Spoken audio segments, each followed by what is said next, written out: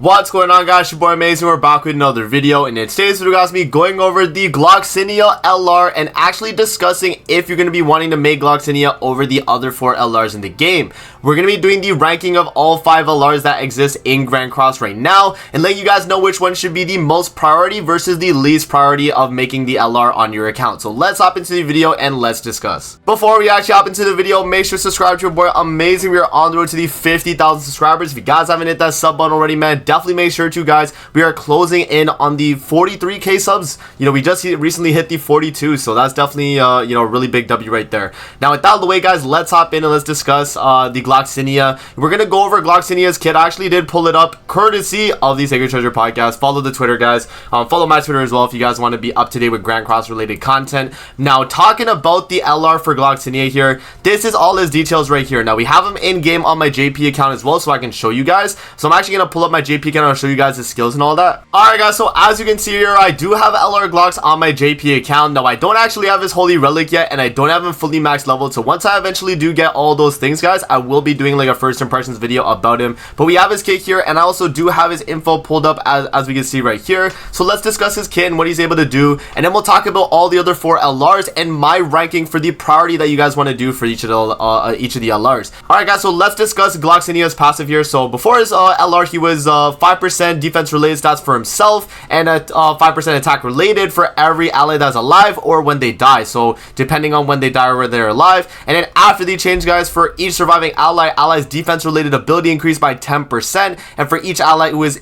incapacitated, their attack related stats increased by 10%. And that's going to be for allies as well. So it's not just Gloxinia himself, it's actually for the allies now, whereas before it used to be just for himself. Also, the critical chance of enemies affected by the bleeding effect is reduced by 30%, and the critical damage taken is reduced by 40%. So now when they deal damage, they actually deal a lot less damage because they're going to be doing less crits and also less critical damage itself. Now, for his skill here, guys, he used to have just bleed single target, and it went from 140, 210 to 350. Now, Gloxinia actually has sever on his single target. So, if we actually pull up the skill here, this is actually sever now single target, so we will actually get a higher chance to crit pretty much, right? So, that's going to be the skill right there, and it's going to go from 154% all the way up to 385% on the scaling right there. And then moving on to his second skill, guys, for his second skill, the only thing that changes is going to be the rank 2 and the rank 3. Well, I guess the rank 1 does a little bit more damage as well, but for the actual effect on his AoE card right here, it deals damage equal to 132% of attack on all enemies and disables attack skills, which is what it did before, but now it actually disables buff skills as well for 1 turn and then 2 turns respectively, depending on the rank. So that is a really, really good effect, because what it does is that it allows you to seal Margaret while also attack sealing the Mile Goddess team, which is very strong, guys. So that is another thing that comes with the Gloxinia right there. And then for his ultimate here, guys, deals devastating damage equal to 840% of attack on a single enemy, and that's pretty much ruin. So for every debuff applied to the enemy, the damage dealt increases by 30% and the debuff effect is removed. Now, the way Gloxinia's works is that he adds a 30% reduction effect to basic stats after his ult already hits. So his ultimate has to hit first, and then the the basic stat lower will actually apply after. So I'll actually show you guys in game what it looks like, but pretty much you ult first, and then Gloxinia's debuffs will apply after the ult lands. So boom, and then it's going to do the basic stat lower right there, guys. So you can see that's exactly how it works.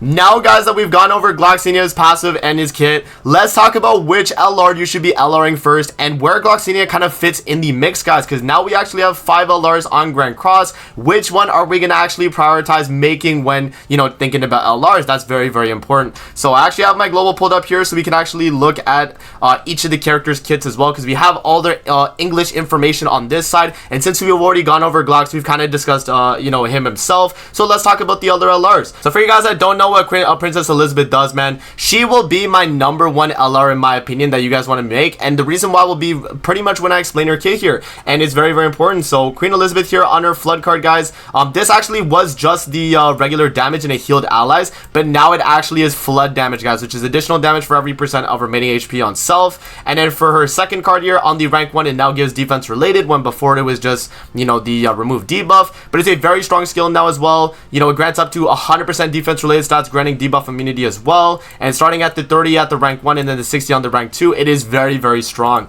And then moving on to her ultimate here, guys, she actually does, you know, fill the ultimate move gauges by 2, heal HP of all allies by 630% of attack, and then increases attack related stats by 30% for 2 turns at the 6 out of 6 mark. So it obviously depends on your, you know, on your dupe level, but the higher the dupes, the more you actually do get, and I think it's 5% attack related per dupe. And then moving on to her passive here, guys, this is mainly why people say that LR Elizabeth is the number 1, and also why I would say she's the number 1 as well. And it's because in PvE battles, allies basic stats increase by 6% up to 30 whenever the hero heals an ally. The hero's ultimate move fills by 1 orb whenever the hero uses a skill, and then if the hero uses an attack skill, the buffs are removed from the enemy before the skill activates. And then in all game modes, allies recovery rate is increased by 20% whenever the hero heals an ally, limit of 5 times. So the reason why LR Elizabeth is so good, guys, is because this passive right here allows you to build up basic stats for any team in PvE while being able to heal your allies. She also ult rushes, which if we remember here, her ult actually does give gauge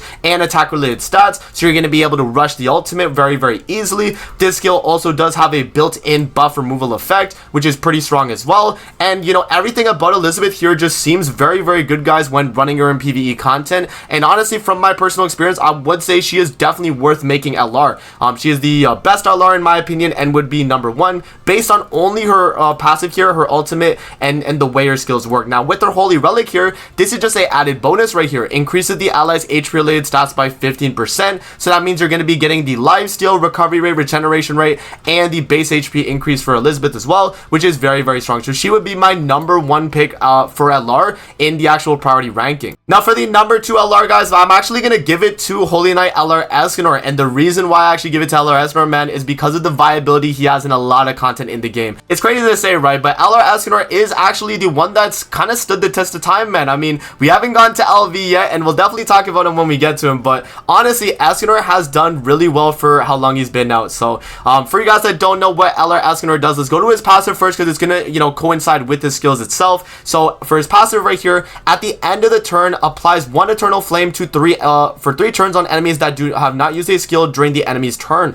If all allies including the secondary slot hero are human, applies 1 additional eternal flame on all enemies at the start of the ally's turn for 3 turns. The hero's attack related stats increase by 5% up to 30 for each eternal flame applied to the enemies. And in addition, when the hero's ultimate move gauge is completely filled, the hero removes all buffs and debuff effects from self and becomes immune to them. And then eternal flame is going to be damage taken increase, stacks up to 4 times, so they pretty much take a lot more damage when they have eternal flame. So yeah, moving on to his actual first skill here, guys, he has the blast effect, which is going to be 40% additional damage dealt on enemies that have eternal flame, and that's actually going to scale up while giving you a gauge fill effect for Escanor, which means he's going to be able to ult rush while dealing a ton of damage right there, which is very strong. Now for his second skill here, it's actually going to remove buffs on rank 1 now and apply 2 ignites, and then 3 ignites, and then 4, which is very, very good. So no matter what, now it's a buff strip on all ranks. I think before Escanor was a LR, I think it was a regular just, you know, ignite application card. I don't know if it removed buffs on rank 1, so that's pretty good. And then moving on to his ultimate right here, guys. For his ultimate here, guys, he's going to ignore 100% of the critical resistance and inflicts damage equal to 1,260% of attack on 1 enemy. And with the combined attack Merlin ultimate, it's going to do 1,440. And this obviously does scale up based on the dupe level. The higher the dupe level, the more it's going to ignore the crit resistance and then do the more damage. So, and ignoring is really good too, because it doesn't mean that, you know, you're attacking enemies that have high, you know, crit resistance and you're lowering it. You're actually just outright ignoring 100% of it. So you're not actually lowering their stats. You just ignore the stat completely, which is very, very good. LR Escanor also does have a holy relic here, guys, which increases attack by a value equal to 50% of the hero's defense at the start of the battle. Now, this is not anything too crazy, but it definitely does help Escanor to do more damage in the fight. And the reason why I mainly think he is the number 2 of the LRs, guys, is because he's been used on Heroes Arena pretty much since he's come out on that human variant team. That's a very strong team. I think human team in PvP is still not a really bad team. It's honestly a really good team if you run it. You know, the LR Escanor, I think it's Roxy, Transcendent Bond, and in the backline, Green Arthur is still a very, very strong team. And in general, I think LR Escanor is the one that's aged the finest wine. He's the, you know, the aged like fine wine, right? That's the saying. So Escanor is definitely that one that I think will probably still stood the test of time till we get a new Escanor or a new upgrade for like Ultimate Escanor or whatever the case. So that is my number 2 for the LR priority, guys. Moving on to the number 3. Alright guys, my number 3 for the LRs that you guys should make is actually going to be LR Margaret. Now, LR Margaret did not get a substantial increase for what she got as LR, but let's talk about what she got when she became LR though. So, for her first skill here guys, she inflicts charge damage and then also decreases the enemy's critical resistance by 20%, 30%, and 50% right there, which is very good. So that makes it so that Margaret's going to be able to crit a lot easier. It lowers their critical resistance, and then charge is going to be ignoring defense, which he already had. And then for her second skill here guys, it's going to be the buff card. The Breath of the Blessed removes debuffs from all allies, increases damage dealt to enemies by 30%, and decreases damage taken by 20% for 2 turns. They actually did buff this skill guys on the rank 2 and the rank 3, even though they honestly did not need to, considering how strong this skill is already. The fact that it's able to cleanse while also giving you damage dealt and damage reduction, I think is a very, very good effect, and it does scale really well on the rank 2 and the rank 3, so very, very good skill right there. And then moving on to her ultimate here guys, Margaret's ultimate at 6 out of 6 specifically is actually going to block affect the enemy, and then it's gonna just have the sever effect on top with the damage taken increase on the enemy. So I think it does scale up for the damage taken increase, but the block effect is only at the 6 out of 6. So it's gonna deal sever damage equal to 945% of attack on one enemy. It's gonna increase all the enemy's damage taken by 50% at 6 out of 6, and then it's also gonna block affect the enemy. So you do have a lot going on there, and then it's also gonna decrease the damage dealt with ultimate moves by 30% at the 6 out of 6 as well. So very, very strong ultimate right there. And then moving on to her passive here guys, increases the goddess ally's basic stats by 8% every time an ally uses a stance or a buff skill up to the 40%. And then in addition, it increases the goddess ally's critical chance and critical damage by 4% for each debuff removed from the hero's skill use, and this goes up to 5 times right there guys. So it's a very, very strong effect. Yeah, I mean, I think this passive right here, the only thing they buffed was adding this sentence right here, the in addition sentence. So that's all they really gave for Margaret on the passive right there, but it's still a pretty substantial buff because you get up to 20% crit chance crit damage. And then guys, for her holy relic here, which, you know, obviously came out a long time before she actually got LR, but for each ally of the 4 archangels on the battlefield, increase the hero's damage dealt to enemies by 5% and decreases the hero's damage taken by 5%. So just more damage dealt, damage reduction for Margaret is definitely, you know, something that's you know, a nice additive effect